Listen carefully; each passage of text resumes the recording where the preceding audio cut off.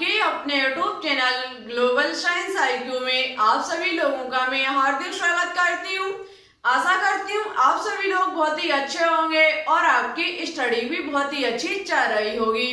तो जैसा कि आप सभी लोगों ने थंबनेल में देख ही लिया होगा, मैं दीक्षा यादव आज आपके लिए सरफेस केमिस्ट्री के अंतर्गत आने वाला एक छोटा सा टॉपिक लेकर के आई हूँ, जिसका नाम है उत्प्रेरक वर्धक एंड उत्प्रेरक विष। ये आपके एग्जाम के लिए मोस्ट इंपॉर्टेंट एंड कीमती टॉपिक है, तो आप सभी लोग आज की क्लास को बिल्कुल भी स्किप मत करना। आप 2021 में किसी की भी तैयारी करते हो, सभी एग्जाम के लिए ये टॉपिक मोस्ट इंपॉर्टेंट टॉपिक है। जैसे कि BSc नर्सिंग हुआ, CP net, VHU, GSBM, paramedical exam 2021 में इससे आपके एग्जाम में एक ना एक क्वेश्चन अवश्य ही पूछा जाएगा।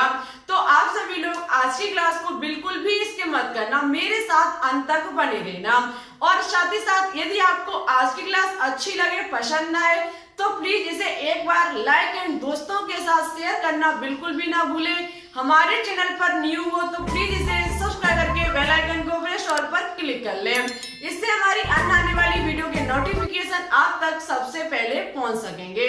चलिए फिर बिल्कुल भी ना टाइम वेस्ट करते हुए बात करते हैं आज के फर्स्ट क्वेश्चन पर, फर्स्ट टॉपिक पर। ठीक है, नजर डालते बोर्ड की तरफ। आपको पता है ये सरफेस केमिस्ट्री का पार्ट नंबर 5 है। ये सरफेस केमिस्ट्री का पार्ट नंबर 5 है, जो कि मोस्ट इंपॉर्टेंट है। ठीक है, इससे बहुत ही अच्छे क्वेश्चन आपके एग्जाम में बनते हैं। देखो, सबसे पहले हम बात करेंगे उत्प्रेरक वर्धक, जिसे कहा जाता है सक्रियक। उत्प्रेरक वर्धक वे पदार्थ जो स्वयं उत्प्रेरक नहीं होते, किंतु इनकी उपस्थिति उत्प्रेरकीय सक्रियता में वृद्धि कर देता है, उत्प्रेरक वर्धक कहलाते हैं। वे पदार्थ जो क्या नहीं होते, उत्प्रेरक, वे पदार्थ स्वयं उत्प्रेरक नहीं होते, किंतु इनकी उपस्थिति में जो उत्प्रेरक होते हैं उनकी सक्रियता बढ़ जाती है। ऐसे उत्प्रेरक को उत्प्रेरक वर्धक कहा जाता है। और याद रखना, ये सामान्यतः विषमांगी उत्प्रेरक में प्रयुक्त होते हैं। जो आपके उत्प्रेरक वर्धक होते हैं ये सामान्यतः विषमांगी उत्प्रेरक में प्रयुक्त होते हैं। विषमांगी उत्प्रेरक आपको पता होगा, जिनमें अवकारक और उत्प्रेरक की प्रावस्था समान नहीं होती है, ऐसे उत्प्रेरक को विषमांगी उत्प्रेरक कहा जाता है। चलिए हम यहाँ पर एग्जाम्पल की बात करते हैं और उसके तरीके हम एग्जाम्पल के तौर पर आपको समझाते हैं कि उत्प्रेरक वर्धक होता क्या है। देखो, उत्प्रेरक वर्धक में हम एग्जाम्पल के तौर पर लेंगे कि वाष्प प्रक्रम द्वारा हाइड्रोजन गैस के निर्माण में फेरिक ऑक्साइड उत्प्रेरक है, तथा यहाँ पर जो क्रोमियम ऑक्साइड होगा वो उत्प्रेरक वर्धक के रूप में कार्य करेगा। देखो कैसे करेगा, जैसे कि हम आपने वाष्प प्रक्रम विधि पढ़ी होगी हाइड्रोजन गैस की। वाष्प प्रक्रम विधि से किसका निर्माण किया जाता है, हाइड्रोजन गैस का। वो उसमें होता क्या है कि कार्बन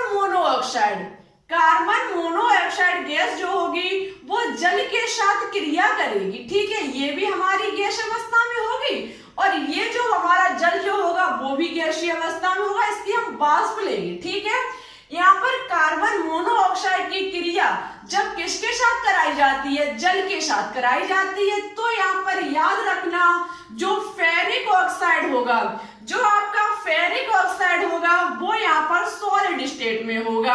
किसमें होगा, ठोस अवस्था में, जो कि उत्प्रेरक के रूप में भूमिका निभाएगा। और यहाँ से उत्प्रेरक के रूप में ये भूमिका निभाएगा तो बनके तैयार होगा कार्बन डाइऑक्साइड गैस और आपकी hydrogen gas. Carbon dioxide gas और हाइड्रोजन गैस।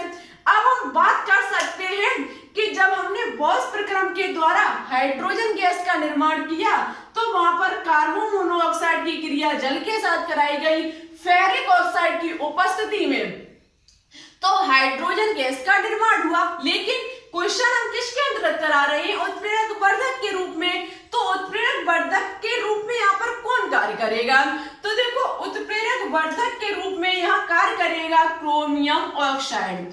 जो क्रोमियम ऑक्साइड होगा वो यहाँ पर वर्धक के रूप में कार्य करेगा।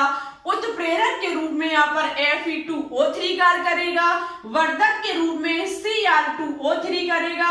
ये जो Cr2O3 होगा वो किसकी सक्रियता को बढ़ाएगा, Fe2O3 को। ठीक है, तो यहाँ से अब आपका क्लियर हो चुका होगा कि वर्धक जो होते हैं वो उत्प्रेरक नहीं होते, वो उनकी उपस्थिति में उत्प्रेरक की सक्रियता को बढ़ाते हैं। ठीक है, चलिए अब बात करते हैं उत्प्रेरक विष पर। उत्प्रेरक विष वे पदार्थ जो उत्प्रेरकीय सक्रियता को कम या नष्ट कर देते हैं उत्प्रेरक विष कहलाते हैं। अभी उत्प्रेरक वर्धक में आपने पढ़ा कि वहां पर उत्प्रेरक की सक्रियता को बढ़ा रहे थे, लेकिन उत्प्रेरक वर्धक में क्या होता है कि उत्प्रेरक विष में क्या होता है, उत्प्रेरक सक्रियता को कम या फिर नष्ट कर देते हैं। चलिए हम एग्जाम्पल के तौर पर समझते हैं कि उत्प्रेरक विष होता क्या है।